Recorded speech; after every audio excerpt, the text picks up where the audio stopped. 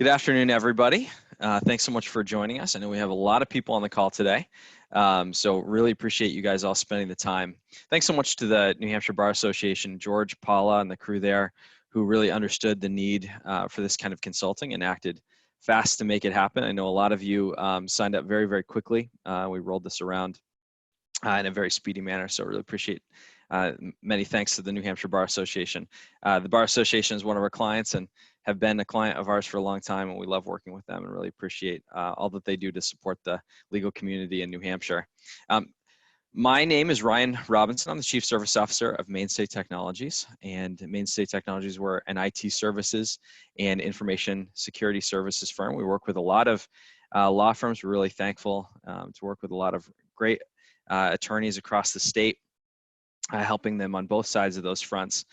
And so we want to talk today about how organizations, how law firms can very quickly adapt to this brand new landscape that we're all finding ourselves in, and be able to help their firm, their individual attorneys, support staff to be able to not only work remotely, but work remotely in a very secure and effective manner.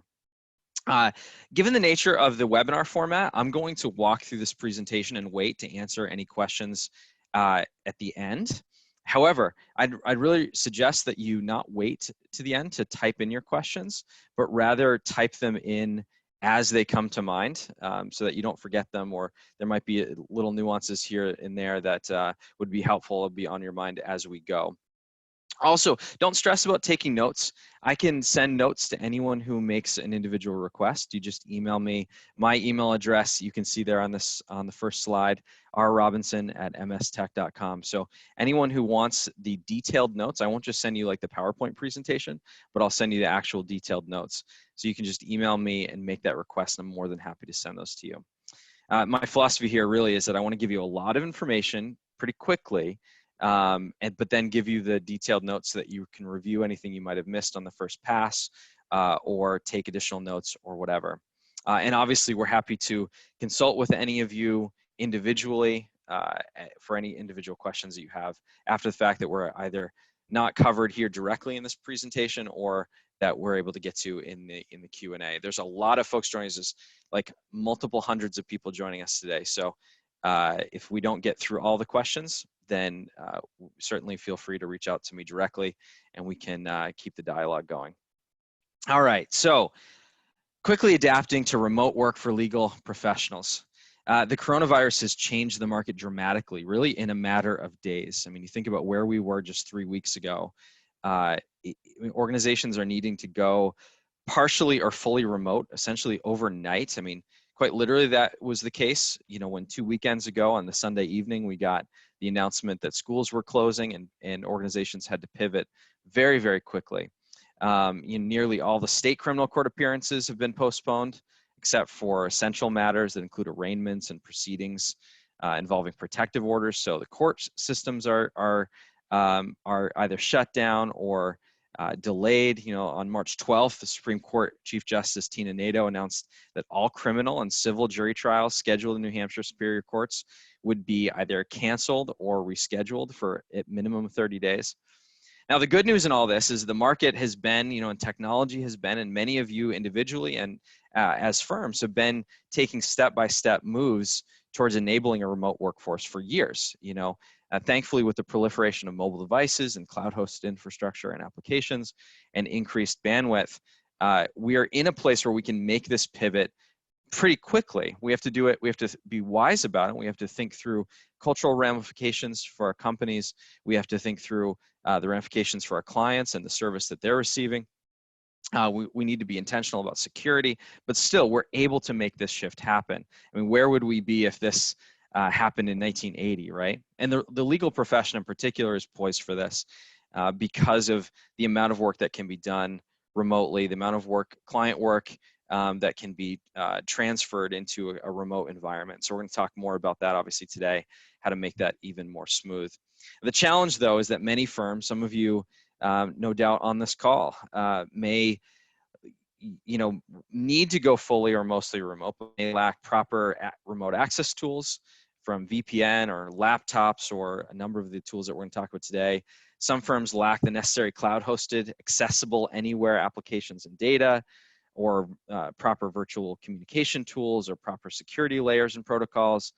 And some, organizations even now still lack the cultural buy-in, or there's a feeling that maybe, we can wait it out for a couple weeks and this will all go back to normal. But really, we have no choice at this point. We must adapt, and adapt fast. When the meteor hit millennia ago, you had one of three things were going to happen. You either go extinct, you adapt slowly, and there's lots of negative consequences to that, or you adapt fast. And essentially, we're in a business environment where this is speeding up the evolution of our individual businesses rapidly. And some organizations are not going to adapt fast and are going to die. That's just the nature of it. There's already many organizations throughout the state that are laying off people and struggling. And some of that's very legitimate. That can often be a very important and key business strategy. But we all want to put ourselves in positions here where we can get through this, and think of it like a wave that's coming at us all.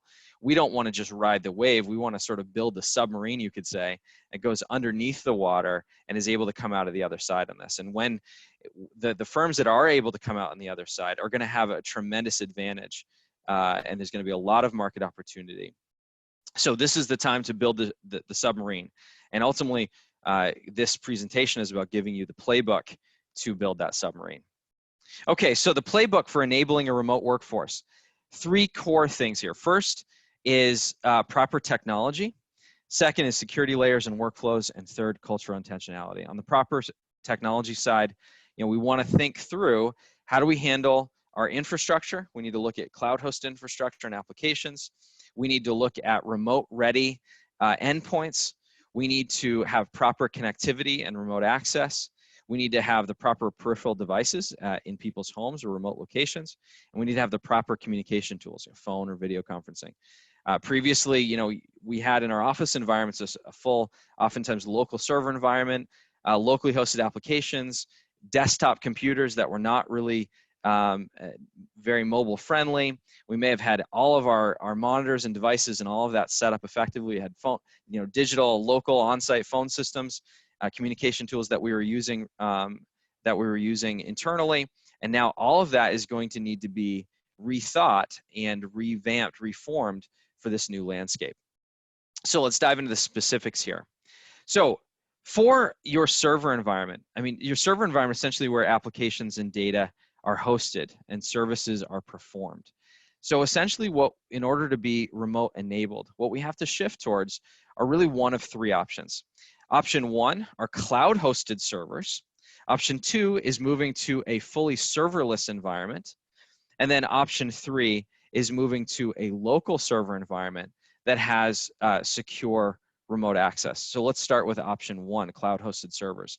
Essentially, if you have a local server infrastructure at your office, one option is to move to an infrastructure as a service, or IaaS option, and to basically lift and shift those physical servers, which typically are going to have virtual servers living on them, and move those virtual servers into either the private cloud or the public cloud. Private cloud simply means data centers, such as Rackspace and others, that your IT department can directly manage, but they are not hosted by some of the big players like Microsoft, Amazon, and Google. Whereas the public cloud, those are data centers that are owned and managed and run by Microsoft, Amazon, and Google. You may have heard, for instance, some of the terms Microsoft Azure bandied about by some IT folks, or Amazon Web Services, AWS, or the Google Cloud. All of those are public cloud options. And for our money, public cloud options tend to be much better. They still allow you to have full access and control the same way you would have either of a local server environment or in the private cloud, but they tend to be more cost effective, easier to manage, and you can ensure proper security that can be more challenging in the private cloud. So that's option 1, is move your servers to the cloud. Option 2, which is an even better option if you can do it, which is to go serverless altogether. Okay, so in order to go serverless, if you look at your sheet there, you look at the PowerPoint, you can see that on the left you have the private or public cloud option. So that's the moving to cloud-hosted servers. Right in the middle there, we have the second option of going to serverless. Now, this is where you remove the need for your server environment altogether by essentially outsourcing application hosting or other services that your servers are providing to your business, and move them to web-based applications or cloud services. So some of the key areas are applications. You have a lot of applications that you use on a day-to-day basis, everything from the Microsoft Office suite to individual line of business applications that you use in your legal practice. In the second option, the ideal scenario is you can take, let's say you use ProLaw or Clio or whatever for your legal software, moving that off of your locally hosted servers and move those into the vendor hosted environment. So, ProLaw's cloud hosted service, or whichever cloud hosted service that particular application vendor offers. Most of you are going to be using some sort of financial software like QuickBooks or other kinds of ERP software. Those will often have cloud options as well. So, QuickBooks, you can move to QuickBooks Online. You have to recognize that there's a difference in functionality, but that option is still there. And maybe that 5% functionality, impact that may have stopped you from making that move previously, now maybe that all of a sudden makes more sense because it can put you in a much more serverless friendly potential, which will lower cost, lower IT demand, and make that remote access much more easy. Second sort of sub-bullet point under the serverless option is file hosting. So most of you are using most likely like a local file server where you have, you open your Windows Explorer window on your individual computer, and some files you have living on your computer itself in your My Documents folder. Some have like a shared drive, a Z drive or an S drive, or different drives that they're pulling files from the server. So what you can do then is move to a cloud-hosted filing offering, something like Microsoft OneDrive or Dropbox for Business or ShareFile. ShareFile, oftentimes law firms like because of the secure file sharing that you can do with your clients. Any one of those are positive options. Microsoft OneDrive, from a cost standpoint, tends to be the least expensive because you don't have to pay as many extra costs associated with that, and you may also already be paying it with the Microsoft Office licensing that you already have. Third sub-bullet point under here is you still have to manage all of your accounts and passwords, and you have to manage security effectively on those individual devices that your employees or paralegals or whatever are using. And so you need to offload the account management and those kinds of services that your server environment is providing. And there are a lot of options for this, including mobile device management platforms, as well as something called Azure AD, which is Microsoft's essentially Active Directory solution, which replicates most of what your Active Directory service provides you on your local server. So if for those of you who are not in IT, obviously you need to work with IT on migrating these, those three categories to cloud-hosted services. But it is good to be aware. I want all of you to be aware that they are there. Sometimes IT may not be familiar with the migration paths on all of these and may not be bringing these options to you proactively. And so you may have to go to IT directly yourself and say, hey, we know we've got some options for moving other things to the cloud. Can we do that? Okay, your third option, and this is going to be probably the most likely scenario for many of you who already have a local environment, a local server environment that maybe you even just paid for. Maybe some of you, just stood up a new local server and you just invested in it and you say, well, I'm not going to move to the cloud now. So what you have as an option there is having local server environment the same way you have had it before, but you need, as you can see in the slideshow here, you need these items on the right, which is either proper VPN, which stands for Virtual Private Network. This is a VPN connection is where your users can access the data, applications, or services from that local server, and they can access those remotely through a private tunnel that's very secure. So VPN access is option one to get to those servers. However, that you have to realize you still have to have all of your you have to utilize your laptop or desktop that you have at your home or remote office. You're still going to have to utilize many of the resources there. The second option is to utilize something called remote desktop services, where essentially you can remote into a computer that's physically at the office and use it remotely as though you are in the office. So some examples of that, some of you may use LogMeIn, Screen Connect from ConnectWise is another option. Typically, VPN is a better solution. It has less bandwidth demand and draw, but some organizations are going to need to use remote desktop services. The key in both of them, though, is you want to make sure that they are securely, you are getting that remote access securely. And one of the keys in that, we'll talk about it a little later, is using multi-factor authentication for either of those. So if you're already using VPN or remote desktop services now, but not having to have a secondary factor of authentication like a text message or some app that you're using to provide that secondary form, then that's something you should really talk to IT about and make sure that that gets implemented. Okay, so that's for the server environment. Next up, we need mobile-friendly endpoints, right? We need, by endpoints, I mean laptops, tablets, smartphones. And for most of the work that you're doing as an attorney or support staff, you're going to need basically a good laptop. That's, in a word, what this means. So I'd encourage everyone to work with your IT partner to ensure that the laptops that you're bringing home or using remotely have a few things in place or consist of a few things. First of all, they should be business class machines, which means they have solid chassis, they're proper, you have the proper number of ports, that there's no adware or bloatware. These are what you are not going to necessarily get if you buy a laptop down at Best Buy or Staples. So make sure they're business class machines. Also make sure that they have proper warranties. 3-year warranties are pretty industry standard. And if you think about the fact that your laptop is going to be, as an attorney, essentially your number, other than the knowledge in your brain and internet access, that laptop is going to be your number one tool to be able to do your job and to do your job effectively. So you want to have appropriate warranties and have next day pro support so you can get those fixed very quickly if they have hardware issues. And make sure that your staff have appropriate resources for those laptops. So typically we recommend that there are either 2 or 3 laptop standards that organizations use. So you may need, for instance, one laptop standard for some of the support staff and a different laptop standard for some of the attorneys or some of the practice managers, depending on the kind of applications that they are using, how much they're using their computer, and what kind of resource bandwidth they need. So make sure that they're properly spec'd, essentially. And you should include spare machines in your fleet of laptops.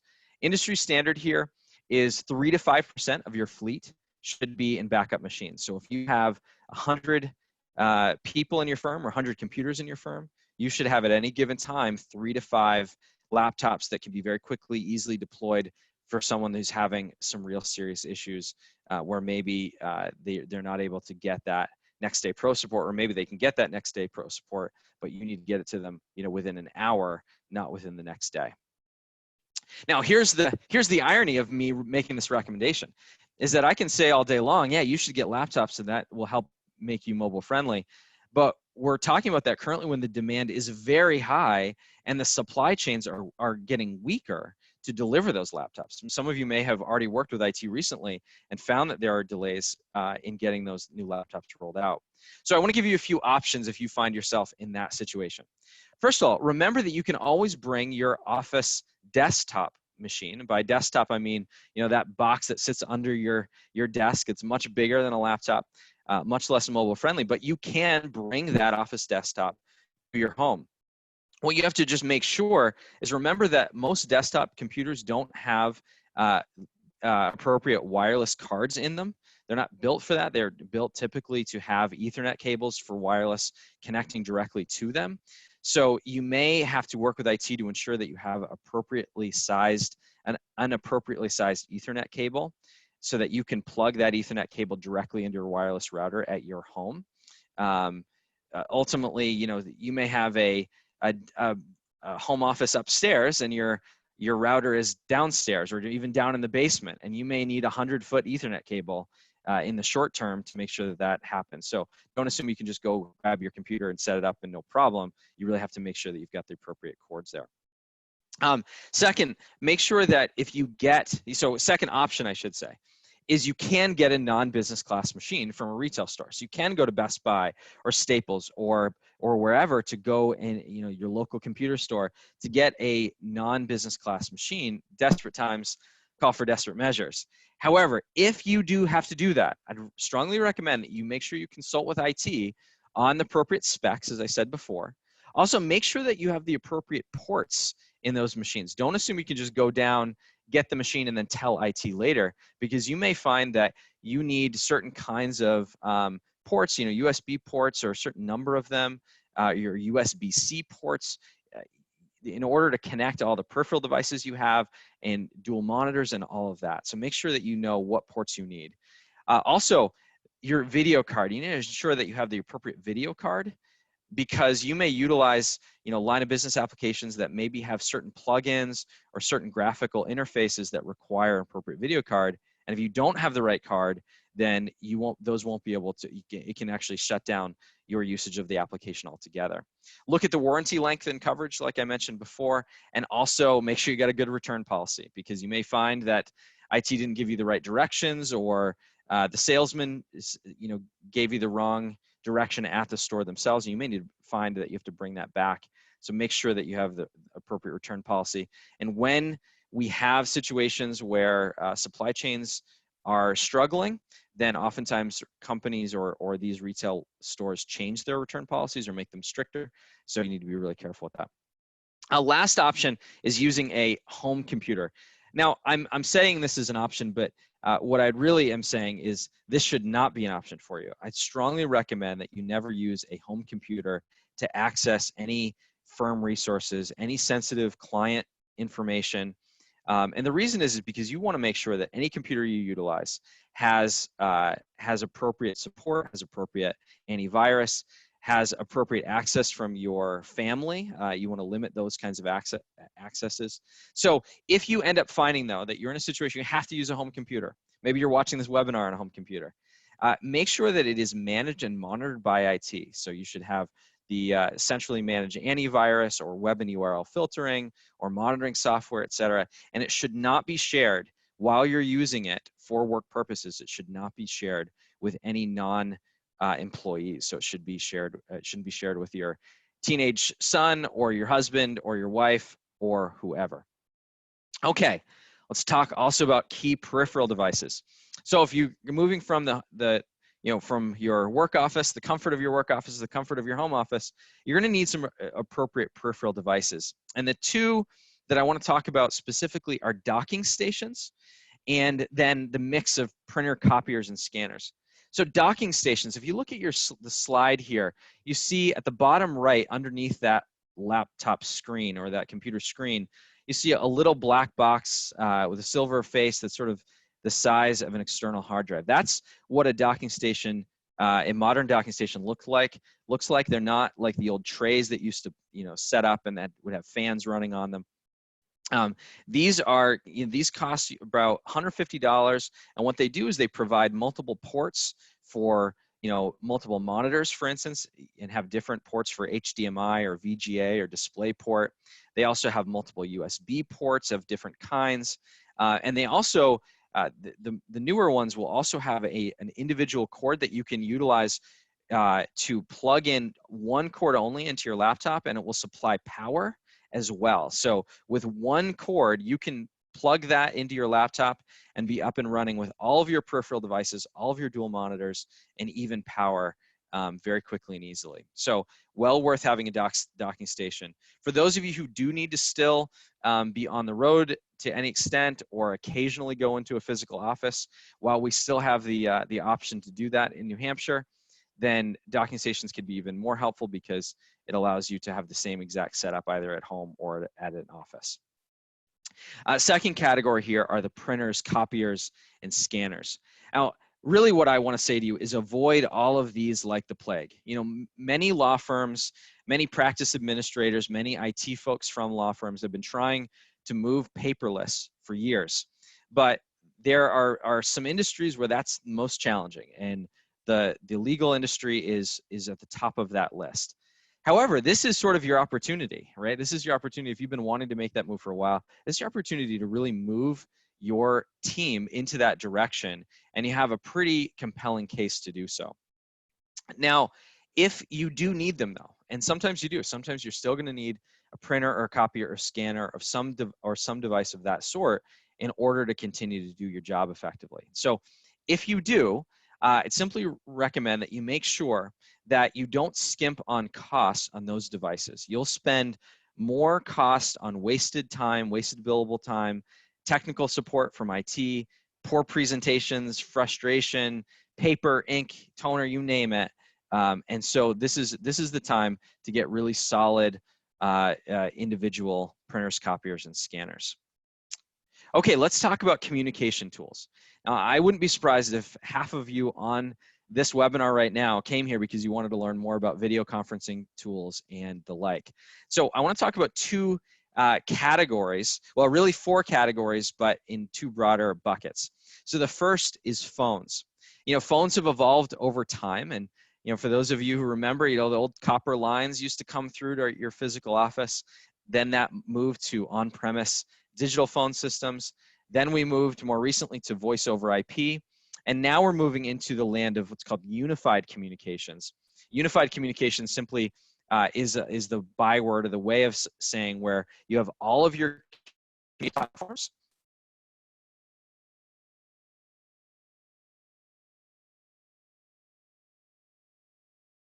all on either a single platform or a suite of integrated platforms that all talk effectively with one another. So for phones proper, phones specifically, if you have moved to VoIP, that's a really great thing. And especially if you've moved to cloud-hosted VoIP or voice over IP. This is where voice over IP is simply where you get your phone service through the internet, through the data lines. Now, if you have cloud-hosted VoIP at your office now, you may be able to simply take the physical phones that have already been set up and literally move them physically to your home office, plug them in, and you'll be good to go because that whole phone system is hosted and supported. And so it's really just about, as long as you have that phone jack, you are all set. The other option, though, that's really the more ideal one to enable a remote workforce is to install what are called soft phones. Now, soft phones are not just like the physical headsets or handsets that are just softer material. Soft phones means that you are moving to a software application on your computer that functions as that physical phone. Okay, so you know, if you have a keypad on your physical phone, now there's a keypad on a software application, and then you dial the numbers using that keypad, for instance. We have found over the years, we've moved a lot of organizations to soft phones, and we have found that there's a very big it's a daunting mental shift to move to soft phones, but an incredibly easy actual shift or a very easy practical shift. So once people will use them for 30 seconds, even people who have found that to be a very daunting idea and are not comfortable with the concept, find that it's actually very, very simple and easy. The major shift really moving to a soft phone is that instead of a physical handset that you hold up to your ear, you have one of these. You have a headset. But headsets, again, they make very, very comfortable ones, compatible with your phone system. And most people, once they've used a headset for a little while, actually prefer them. You have both ears, you have sound going to both ears and so on. So that's option one for your phone system, is if just you can move to cloud-hosted VoIP, or if you're already on cloud-hosted VoIP, and you can simply either move home with it or move to soft phones. Your second option is to move to a unified communications platform. So again, that's where you have all of your communications living under one single platform. The best example we have seen of unified communications is Teams, Microsoft Teams. And so if you see on your PowerPoint here, on the right-hand side of that left-hand column under phones, that's the Teams icon. Microsoft Teams provides, if it's with a licensing, and I'll talk a little bit more about it in a second, with the appropriate licensing, you can utilize Teams for every kind of virtual communication you want. And typically, there's significant cost savings in doing this. It's cheaper support. It's cheaper in terms of just having a single unified platform. And so there's sort of cost savings for scale there. The main cost increase can potentially be the headset itself and just getting a really good headset, good comfortable headset that's compatible with the system. All right, so let's talk about this this third category here. And you can see, by the way, in case this was confusing, on phones and unified communications, Teams is under, that Teams icon is under both, because again, you can utilize Teams either as a phone system only, or you can use it as a unified communications platform where you use it for everything. Well, lo and behold, and this is why we're such fans of Teams, as you can see, the Teams icon is in this third category as well, because you can also use it for video, just for video conferencing. So I want to give you, I'm going to talk about two options for video conferencing. However, there are a bunch of video conferencing tools out there. There's Google Hangouts and Cisco WebEx and Join.me and Adobe Connect. There's a bunch of them. And there are special use cases for each of them, pros and cons for each of them, and we would be happy to consult with anyone on the specifics and nuances of each of those. But I want to talk to you about today, just about two of them that I think are probably amongst the most effective and cost effective. So what you are looking for when you do video conferencing, okay, is you're looking for two things ultimately. First is you want a video conferencing tool that will allow you to, on the fly, have internal meetings within your firm, internal communication and collaboration within your firm. That's internal. And then externally, you want a video conferencing tool that will be able to provide external opportunities for, you know, video conference meetings, communication and collaboration with your clients, okay? So the two that do that really, really well are Microsoft Teams and Zoom. We have a special affinity for Microsoft Teams, which I'll explain. However, Zoom also has its own special pros. So let's talk about Teams first, since we've already been discussing it. For pros for Microsoft Teams, essentially, if your firm is already in the Microsoft ecosphere, okay, if you're already using the Microsoft Office suite, if you're already using, let's say, Office 365 for your email hosting, and you're already using Microsoft for other kinds of services, then Microsoft Teams is incredible, because with a couple clicks of a mouse in your licensing platform, you can move to utilizing Teams and be up and running. Additionally, it integrates with Outlook. So with one click, let's say you're opening up a calendar event in Outlook, and you're wanting to share that either internally or externally with a client, with, you know, a single click of the mouse, you can turn that calendar invite into a Teams meeting. And so it will send anyone you're sending the calendar invite to a, you know, phone number potentially, or a link that they can just click to jump on either video or just phone only if they don't have video access for whatever reason at that time. And again, Teams can fully replace your phone system. Now, a phone system can't be replaced overnight. And when I say that, I mean, you know, you think about all of the call trees and the transfer options that you have in a sophisticated phone system. That takes a little time. And some of you may be listening here today or watching this today and going, hey, look, I need to be a remote firm tomorrow. How do I make all this happen essentially overnight? Well, there is a process where you can take basically you can do kind of a functional move where you take your phone number, that's your main firm phone number, and you redirect that phone number to Teams, and then you just get the Teams licensing for whoever are the phone answers for your firm, and then they can, through Teams, transfer those calls directly to individual cell phones within the company. And so you can kind of do a down and dirty phone system migration almost overnight. Now, that's not going to get you all the same functionality, but you can then build that once you have the appropriate licensing in place. The other benefit of Teams is that it integrates really well with other apps. So if your organization uses SurveyMonkey or Salesforce or MailChimp, there's other integrations with those applications that make that very seamless. And you can just invite a lot of people with Teams. So 250 people max for audio and video. So, you know, most of the firms that are listening here do not have firms that size. And so you're not going to have any problems doing even all staff meetings over Teams. And then you can even do what are called live events, where you broadcast similar to like a webinar, and you can have 10,000 people max for those live events.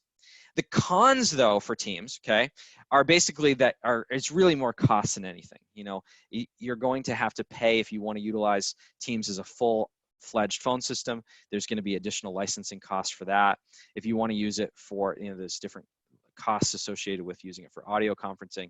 And so they treat it like add-ons. But typically, even in the very inexpensive Teams plans, you can get, you know, internal video communication or video collaboration, internal screen sharing, internal instant messaging. And Microsoft recently actually has put out some free licensing that for the next 60 days that we can help connect you with as well. As this crisis has been taking place, they've responded.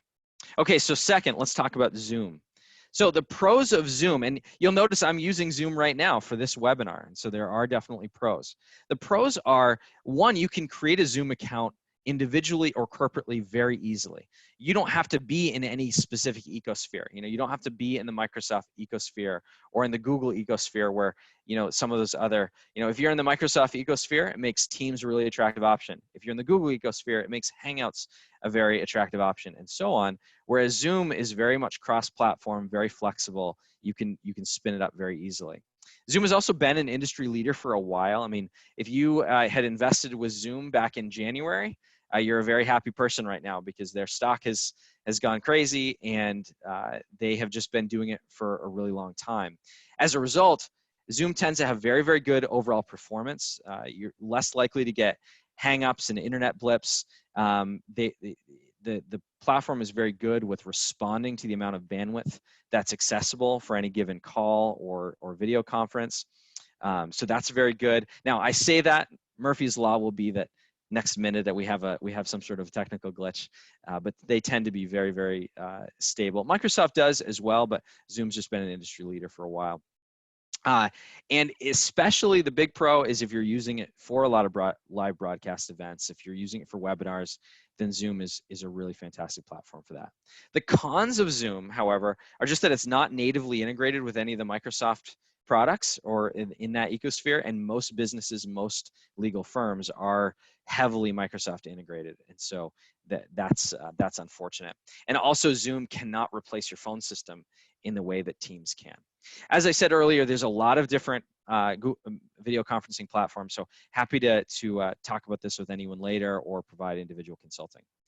The last, on the right there of your presentation, I want to give you kind of a bonus tip, which is voice email. So there is an incredible tool called Voxer, spelled V-O-X-E-R, and it's that little red or orange icon there.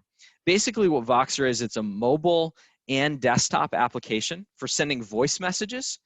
And you can send those either to in a one-on-one setting, just to an individual colleague, or you can send them to a group of other people who utilize the Voxer application.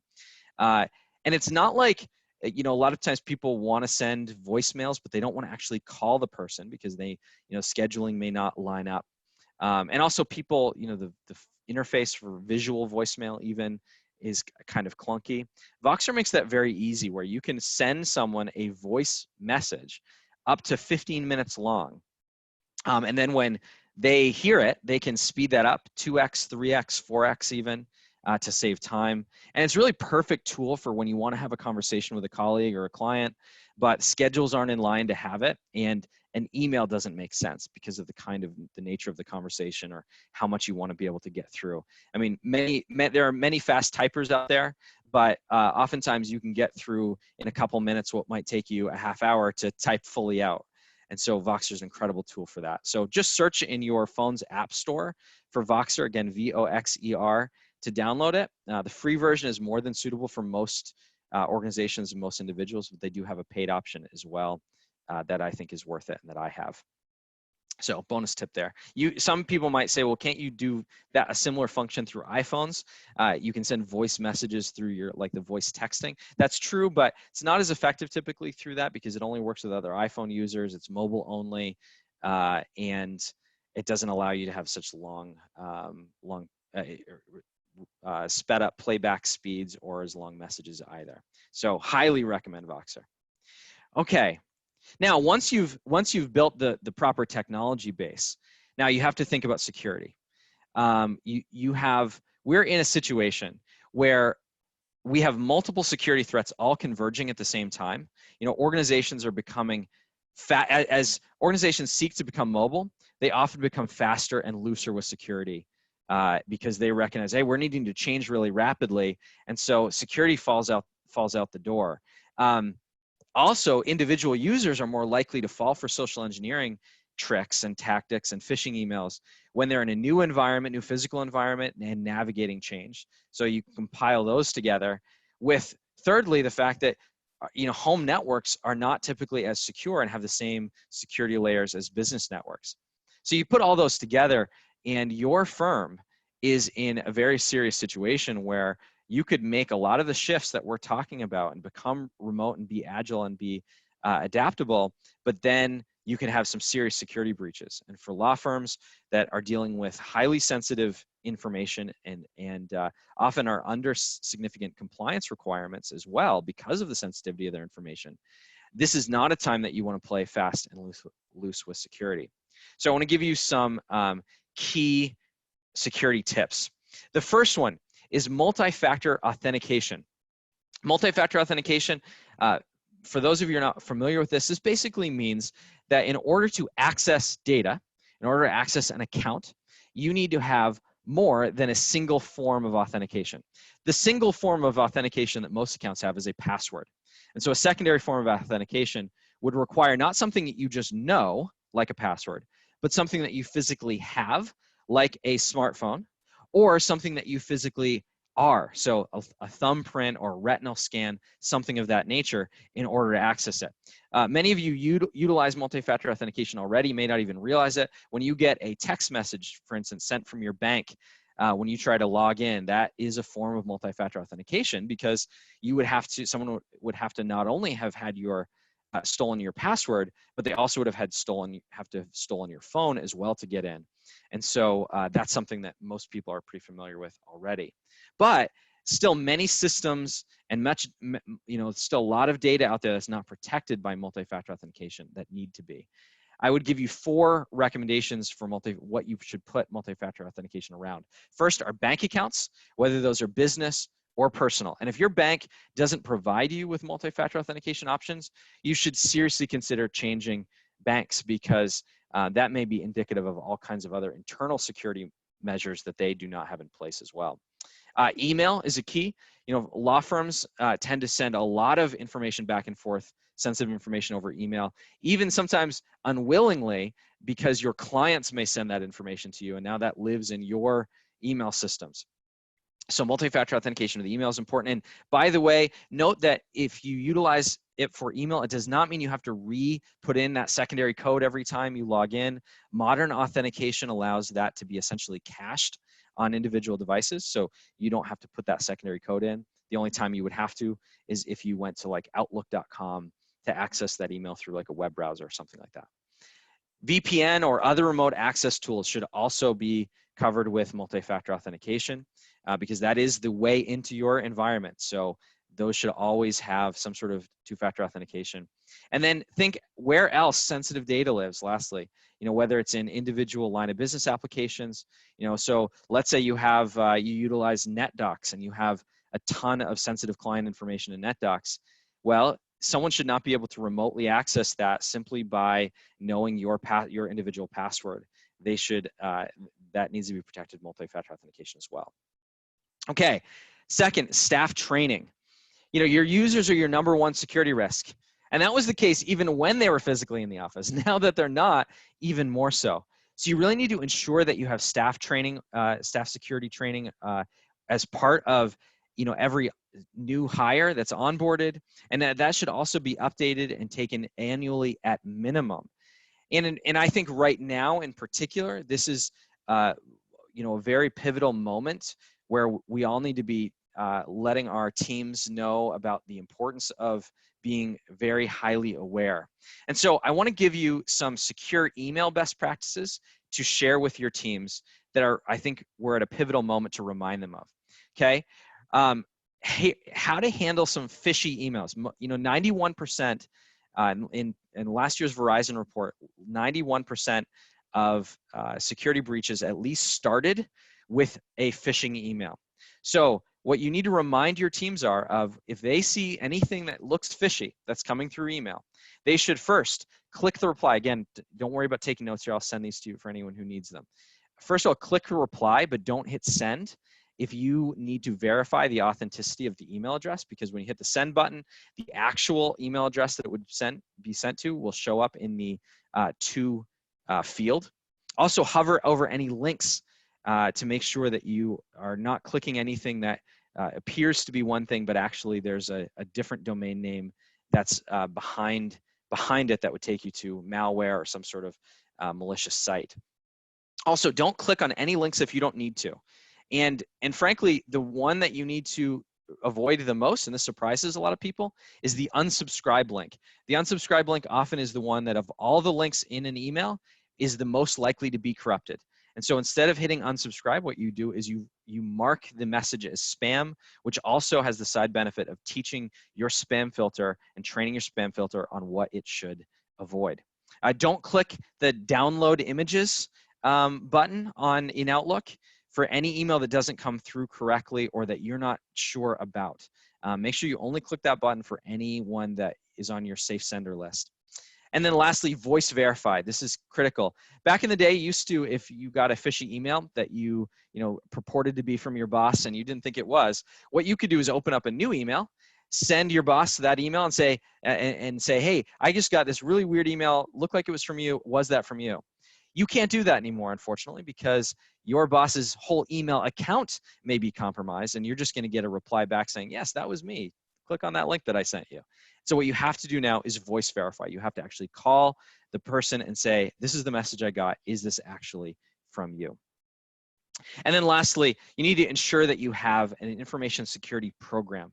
This should include policies, procedures, workflows, training requirements for users, ongoing phishing testing, dark web monitoring, compliance management, all of the above. You need to have, for your firm, a really solid information security program to govern any of the technical controls that you put into place, to govern any of the data workflows that you have in place, to govern how users are sending and receiving data back from clients, or how they are bringing devices to the courts, to the physical courts.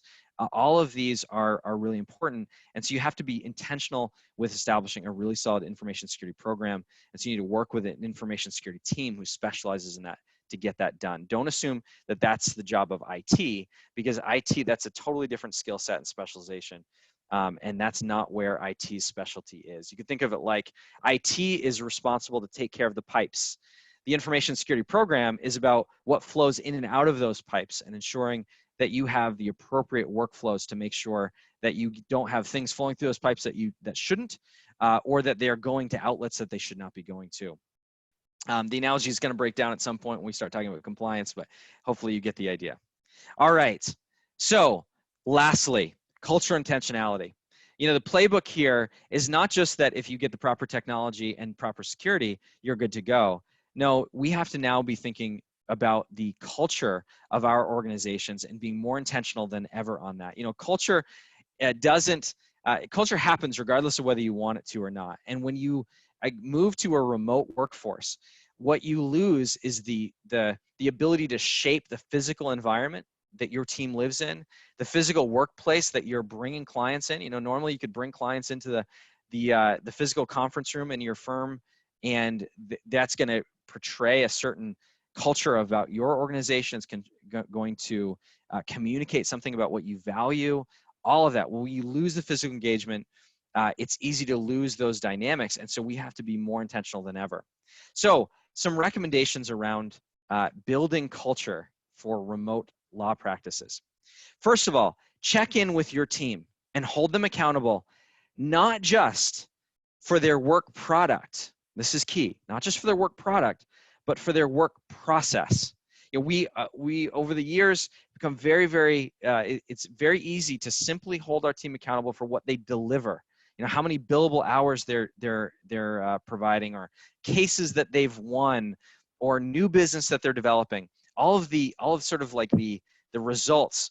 But now, in order to keep a great company culture, we have to encourage our teams to have the right process, to keep their sanity, to keep appropriate social relations, all of that. So some examples here would be encourage your attorneys, your paralegals, your support staff to have dedicated separate workspaces in their homes. You know, it's so easy to sit on your bed or your living room couch with your laptop, but that's not good both physically for your back, but it's also not good for your psyche. Encourage your team to implement daily work routines and have that as a very clear part of the work plan that you're talking to them about. So don't just ask them about their billable hours now. Ask them about what their actual work routine looks like. You know, it's not just children that thrive on routines and consistency. Even our health is tied into circadian rhythms and when we go to bed and when we get up. And the more consistency we can have with all of that, the more healthy we're going to be. And the more healthy we are, the more we're going to have appropriate immune systems to fight off the coronavirus, the better service we can provide to our clients. And so make sure that, you know, when you have check-ins with them, and even in, you know, annual reviews, you're talking to them about their work plans and their rhythms. And then lastly, on these check-ins and on this idea of working with them on their process and just the product of their work, is encourage and really model proper what are called work to home shifts, and similarly home to work shifts. You know, historically, you have very clear physical triggers that say, I'm working now and I'm not working now. You know, you come home from the office, now you transition into home mode. You don't have that anymore when you are working in the same place you are trying to live and when your family are outside the door as you're meeting with clients. So encourage team members to, you know, do things like changing their clothes when they're starting and ending their workday. You know, even if they don't get into the three-piece suit, but they get into jeans and a polo shirt when they start their workday, and then get into, you know, a t-shirt when they end. T-shirts will become more easy soon as the weather starts to warm. And also just modeling this is important. So if you have an email to, let's say you're a practice administrator and you have an email you need to send to your team and you're working at 8 o'clock at night, well, hit the delayed delivery button in Outlook and make that message send, you know, the next morning at 8 a.m. so that as a company culture, as a firm culture, you're not creating a dynamic where the expectation is that that work to home shift doesn't exist. Our teams need that now more than ever. Second category here is just we need to increase our communication. We need to increase one-on-one and all team engagement. So, you know, for instance, turn your quarterly all staff meeting, turn that into a monthly staff meeting that where everyone's connecting remotely. You know, if you have one-on-one rhythm meetings with, let's say you're the practice leader for a particular practice area in your firm, and you have one-on-one rhythm meetings with your team, you know, once a month, turn those into once a week, but make them shorter and have more intentional connectivity. Utilize those unified communication tools and video conferencing and those kinds of things that we talked about earlier to make that connectivity easier and more efficient. And in particular, default to video rather than phones. You know, I know even for me personally, I never want to default to video because video puts people more on the spot. But I think especially internally, with clients too, but especially internally, we need to really default to video communication instead of jumping on the phone, because we need to see human faces. We need to see smiles. We need to have that connectivity. And the same thing is the case really with your clients as well. They need that as well. We're all in the, IT is not that much different than the law practice. Information security service is not that much different than being an attorney, in the sense that what we are selling to our clients is trust. And trust is covered in a warm relationship. And you can build that warmth over video much easier than you can over the phone. And certainly much easier than you can over email. There's also some other additional tools. You know, Microsoft has something called Yammer, Y-A-M-M-E-R, which is essentially like, you could think of it as like a Facebook for your firm, where you have a private Facebook feed. It doesn't look exactly like Facebook, but it's a similar idea, and it can allow users to connect directly. You know, people in your firm connect in a more personal way with each other when you don't have the water cooler. Also, going back to Microsoft Teams, you can set up what are called Teams channels. And those channels can be all kinds of things. You can set up a channel for each individual practice area within your firm. And that allows for people to share things internally and as a smaller core team in a much more flexible, friendly, casual manner. And we just need to all be much more intentional about that cultural development. You know, at Mainstay, we've been thinking about culture for a long time. We're really fortunate to be named one of the best companies to work for the last couple of years. And that intention, that's really only been because we have an incredible team, but we also have a lot of intentionality around how we're developing that culture and how much more all of us need to be thinking about that as we move into a brand new world. And it's easy to think, well, we'll just go back, you know, in 2 months when this whole thing messes over, and we obviously don't know how long it will last, but it's easy to think, well, we're just going to go back to that kind of situation and we'll be able to return to the culture of yesterday, and we can just kind of hang on for the next, you know, whatever it is, weeks, months in the future. But the reality is the world isn't going back to the way it was. And organizations are getting a lot more nimble, a lot more able to deal without having a remote or having a physical office location. And users are going to be a lot more persistent that they can work from home in the future days because of this whole experience. So we're not going back, and so we really need to build the foundation of that great remote culture even now.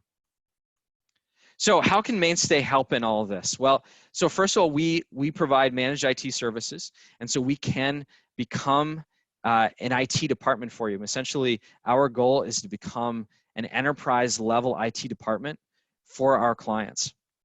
And there are, frankly, a lot of IT companies right now. Not all have been positioned effectively to help their clients be able to move into this remote workspace incredibly fast. There's a lot of internal IT staff that are also struggling with that. And now, you know, we used to have the luxury weeks and months ago of saying, well, you know, we have ineffectual IT, but you know, we're willing to sort of put up with that. When business is good and revenue is flowing in and you're able to pay your team, everything can be less important in a certain sense. Well, now we are in a position where ineffectual IT cannot be tolerated any longer because people's jobs are at stake. There are organizations all over New Hampshire that are having to lay off people, and law firms need to respond to this incredibly fast and need to be able to support their user base incredibly efficiently to keep oftentimes a smaller workforce being even more secure and more efficient. And so we can help be that IT department that helps get you into that fully remote situation or partially remote situation and helps provide incredible support through it.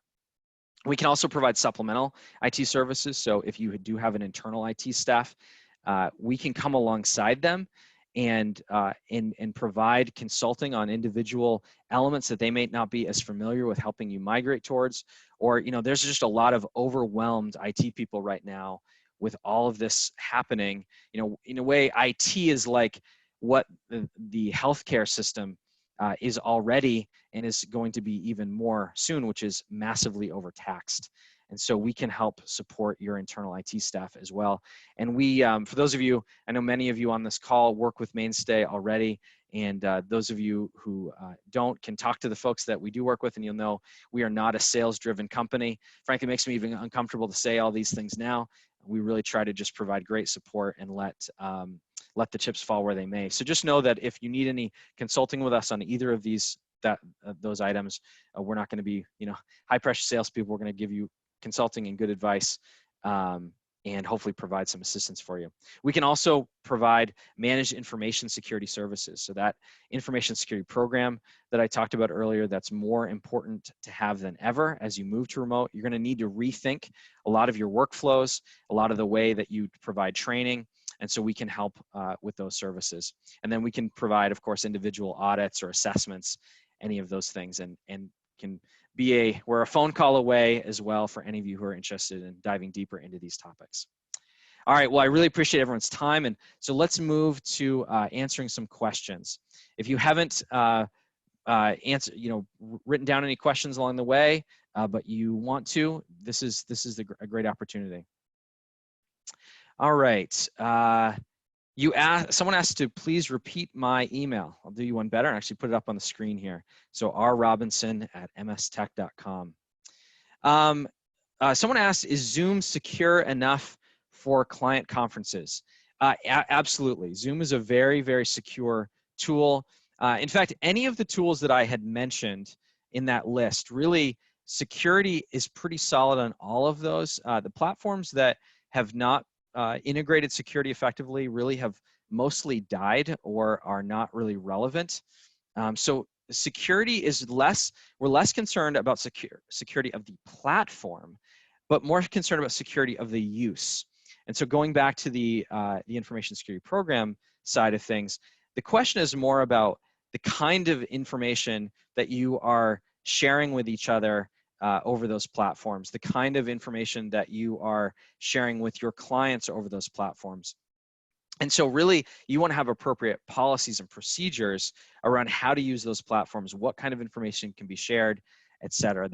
It's the process more than the product when it comes to the video conferencing tools. Excellent question. Okay, for firms utilizing a local server environment, is using Microsoft's native VPN secure enough, or should we be using an additional third-party VPN? Okay, great question. So that's a question that has to unfortunately be answered with additional questions, because there are some VPN tools, there are some firewalls in particular, and VPN is utilized, I should say, is a function in which you utilize your firewall, and your firewall is what essentially projects that virtual private tunnel and allows you then to access those local server resources. There are some tools, for instance, Cisco Meraki firewalls. They don't have the native capability. They don't actually have a local VPN client that you can utilize and log into. You actually have to use Microsoft's native functionality in order to utilize those tools. So it really depends. Whereas let's say other Cisco firewalls, like Cisco ASAs, for instance, you can utilize something called AnyConnect, which is their native VPN platform, and utilize their VPN client. Typically, as a standard, the ones that offer the local VPN client, like the Cisco ASAs, for instance, tend to be better, and they tend to be easier to implement multi-factor authentication in, and so on. So those should be the ideal, but it really, of course, is a question that you have to dive into the nuances with, to understand what kind of firewall you have, what's the use case, what kind of data are people accessing, and so on. Excellent question. Let's see here.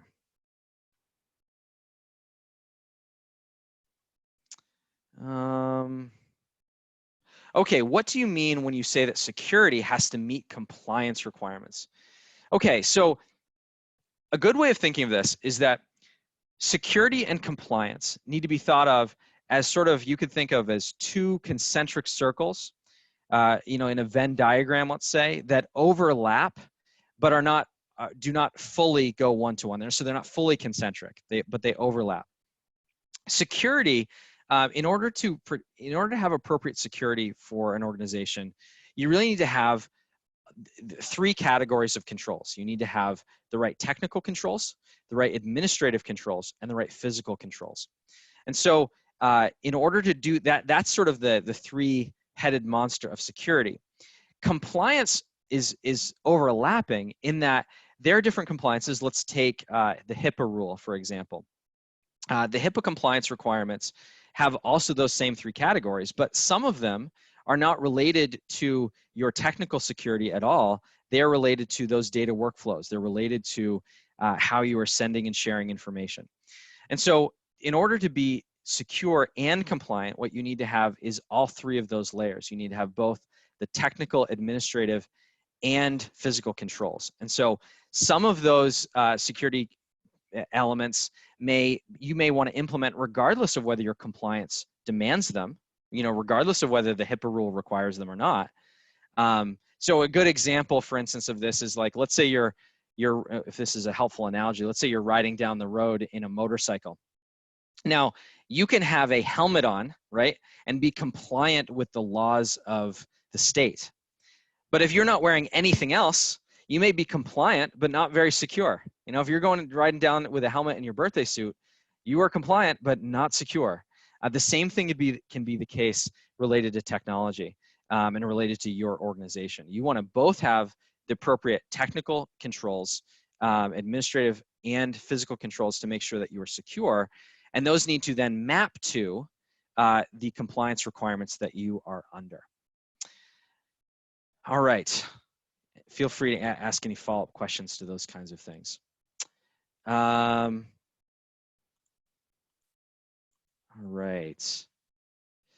Question came in about solo practitioners. There's many solo practitioners in New Hampshire, and this can be all very overwhelming, which I totally understand. Many law firms throughout the state is just someone that's been working in their home office for many years and is sitting there with their laptop that they've always had, and they've sort of always been, you could say, a remote company.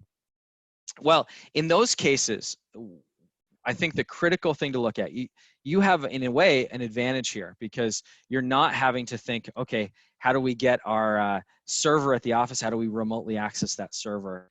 You have things that sort of are already taken care of. You don't have to pay quite as much of attention to the cultural elements of this, other than what the cultural elements that impact your clients. What you really need to think through is how you are accessing the data. Related to security, it's easy to think, okay, well, I don't have a server, but I have a line of business application that I'm accessing through the web. And so therefore, I can offload security to them. Well, no, that's not true. You still need the appropriate passwords and both long, complex, and unique passwords for each account that you have. You still need to have the right workflows that can ensure that you are not sending out that information in an insecure way. You need to make sure that you have the right procedures yourself. But the good news is that that's in a way easier to do than some of the larger firms that have to pivot and really translate a physical environment now to a virtual environment. So happy to talk through any specifics on how individual law firms can do that. So you have my email address there, and let me know. Happy to talk through any more specifics. All right, here's a good question. For law firms that have not previously addressed information security, how can those firms use this remote work opportunity to move themselves toward increased information security? And then what should they do after this public health crisis ends to address information security more comprehensively? Yeah, that's a fantastic question. A couple things come to mind. First, I think we have an incredible opportunity here to integrate security into firms that where that's always been a secondary priority or a tertiary priority or not a priority at all. And the reason that is because, one, we see the proliferation of threats much more significantly right now, right? Because of all that I had said before, this is a time the hackers are not taking time off right now.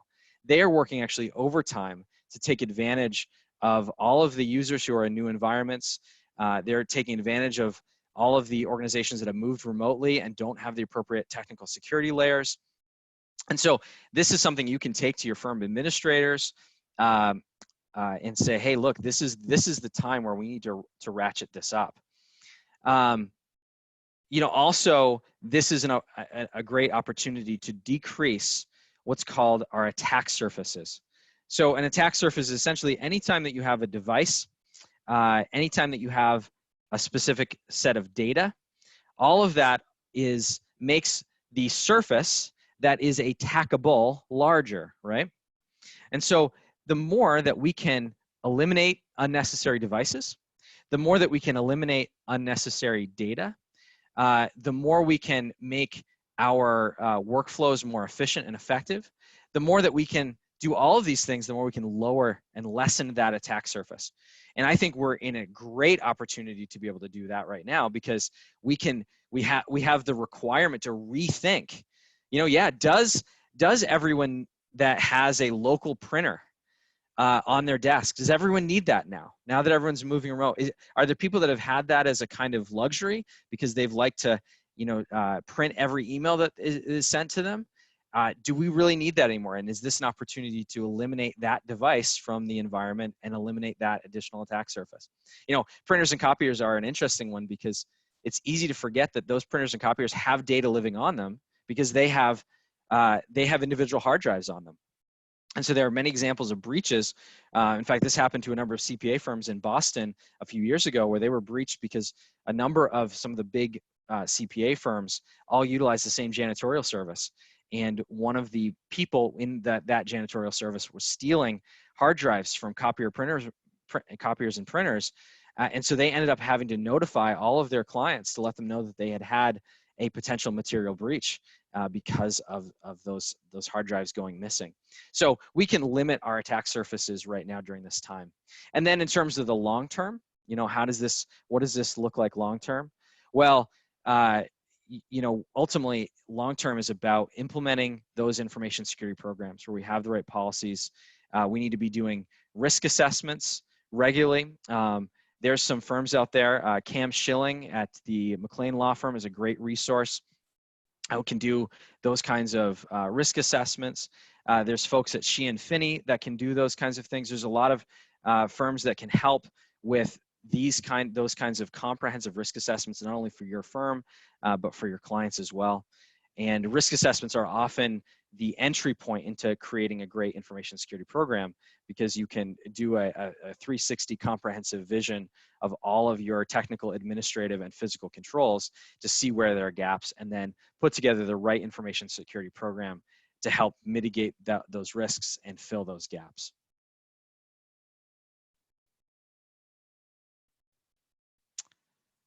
Let's see here. Another question. Can Zoom be effectively used for multi-party mediations? Yes, it can.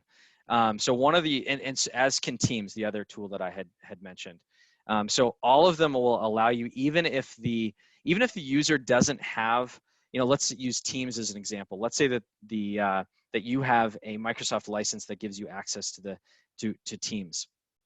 As long as you have that license, you can still send out a group invite, and the person that you are working with on that, it can be 3 people, 4 people, however many people, they can simply click within a web browser and utilize a web browser to access that video chat. So you can have multiple people, none of which, other than as long as you have it, that have appropriate licensing. Zoom functions in a certain way. Zoom, by the way, I should have mentioned, one of the cons of Zoom is that it can get expensive pretty quickly depending on how many people. That's how they tier their pricing, is how many people need to access these meetings. And so depending on how many you have, it can get expensive pretty quick. Whereas Teams, you have a lot more flexibility in numbers before you have any cost increases. All right.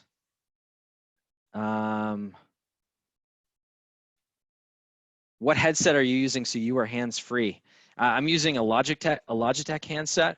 One of the things that you have to be careful of with headsets is that, one, you choose a headset that allows you the ability to turn up or down the volume of your own voice that you're hearing in the headset. So there are, for instance, some gaming headsets out there and so on that will basically are noise canceling and do not have that functionality. So as soon as you put on the headset, you may be able to talk into your mic, but you can't hear yourself talk. For some people, they don't mind that. I know for me personally, that drives me absolutely nuts. And so you want to make sure that either they're not noise canceling headsets, or that they are such that you can turn the volume up when you can hear them. There are also headsets that can make it so that as soon as you move up the mic, it will shut off the sound and mute the sound. So that way, if you need to cough or sneeze, it will very quickly mute that. And that can be helpful, when you want to still be present on the call and be able to answer very quickly, but want to be able to do that without finding a mute button somewhere and people hearing your sneeze. One of the ones that we recommend is a Corsair. There's a Corsair Pro headset that is fantastic. A lot of our clients, utilize those. They're pretty inexpensive, but they're pretty awesome too. So those are good. Those are a good option. All right. I want to be respectful of everyone's time, so I think we should end there. But again, feel free to answer or send any questions to me that you'd like to talk through. Happy to jump on the phone or whatever would be most helpful. And really appreciate, thanks again to the New Hampshire Bar Association. And if there are any individual pieces in this that you found helpful or that you'd like to see us do additional webinars on to go deeper, you think of any one of these bullet points, we can do a whole webinar on. And so if there's any particular pieces you want to pull back layers and go deeper, there's things we can talk about, software that will help you do onboarding new employees and offboarding new employees effectively when you're doing it remotely. I mean, there's all kinds of other discussion points in this. So if there's anything in particular that you would like to see, feel free to reach out to the Bar Association directly and let them know about that, or let me know directly, and we can look at developing further sessions. So thank you all. Really appreciate the time, and I hope this finds all of you very well and healthy. All right, take care.